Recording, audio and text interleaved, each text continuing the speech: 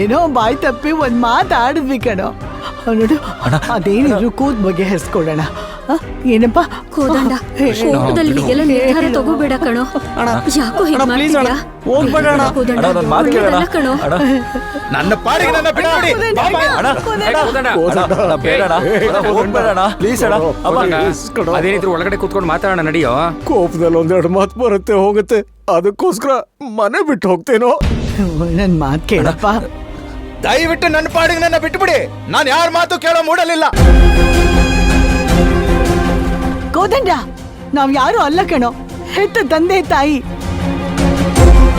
ಮದುವೆ ಆಗಿದ್ ಮೊದಲನೇ ದಿನನೇ ನಮ್ಮ ಮನೇಲಿ ಈ ರೀತಿ ಎಲ್ಲ ಆದ್ರೆ ನಮ್ ಜನ ನೋಡ್ಲಾಗೋದಿಲ್ವೇನೋ. ಈ ವಯಸ್ಸಲ್ಲಿ ನಿನ್ನ ಅಪ್ಪ ಅಮ್ಮನಿಗೆ ಇದೆಲ್ಲ ಬೇಕಾಗಿದೆಯೇನೋ. ಮರ್ಯಾದೆ ಇಲ್ದೇ ಇರೋ ಜಾಗದಲ್ಲಿ ನಾನು ಚಪ್ಪಲಿ ಕೂಡ ಬಿಡಲ್ಲ. ನಾನು ಅಂಥದ್ರಲ್ಲಿ ನನಗೆ ಮೋಸ ಮಾಡಿರೋ ಮಧ್ಯ ನಾನು ಹೇಗೆ ಜೀವನ ಮಾಡ್ಲಿ? ಇಲ್ಲ ಅಣ್ಣ, ನಾನಂತೂ ನಿನ್ನ ಇಲ್ಲಿಂದ ಹೋಗಕ್ ಬಿಡಲ್ಲ ಅಣ್ಣ. ಬಿಡು ಕೃಷ್ಣ. ಅಣ್ಣ, ನೀನ್ ಹೋಗೋದಾದ್ರೆ ನನ್ನನ್ನು ನಿಮ್ ಜೊತೆ ಕರ್ಕೊಂಡೋಗೋಣ. ಗಿರಿ ಬಿಡು. ಅಣ್ಣ, ದಯವಿಟ್ಟು ಹೋಗ್ಬೇಡ ಅಣ್ಣ.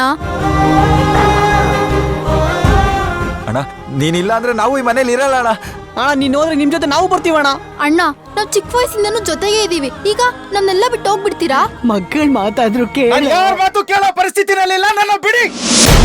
ನಿಂತ್ಕೋ.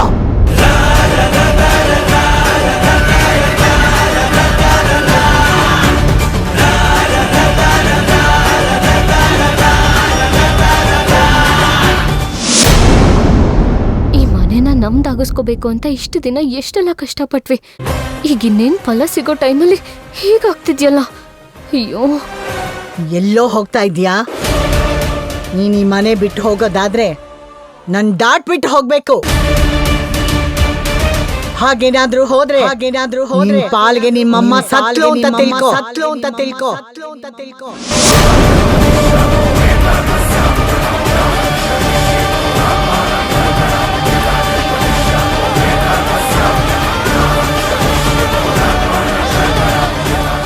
ಅಮ್ಮ ಯಾಕ ಮಾತ್ರ ಮಾತಾಡ್ತಿದ್ಯಾ? ಬಿಡ್ತು ನಮ್ಮ. ಇಲ್ಲ ಕಣೋ, ಇವತ್ತೊಂದು ನಿರ್ಧಾರ ಆಗ್ಲೇಬೇಕು. ಇವನ್ ಪಾಲ್ಗೆ ಹೆತ್ತ ತಾಯಿನ ಇಲ್ಲ ಇವನ್ ಕೋಪನ ಅಂತ ಇವತ್ತೇ ಗೊತ್ತಾಗ್ಬೇಕು.